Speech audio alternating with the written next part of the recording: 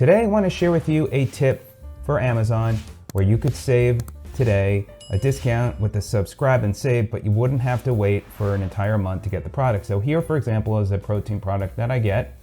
And if I come down here, so I've got two options: one-time purchase, $45.01, free delivery today, or subscribe and save, and I could save 5%. That's the key. That gray box is the 5% where you would get that now, but in this case, it wouldn't be delivered until May 20th. However, you can still work around this to get it today, and then later, if you decide, you can cancel the subscribe and save. So what you want to do is click one-time purchase. You're going to add to cart, and you're going to proceed to checkout. Now, when you're at the checkout, you'll see here, place your order or save 5% and never run out. Turn on auto deliveries. You're going to hit that arrow button, and you can see there, save 5% today and save up to 10% on future deliveries. You're going to what you'll do also is, so you're going to check that box, schedule and continue.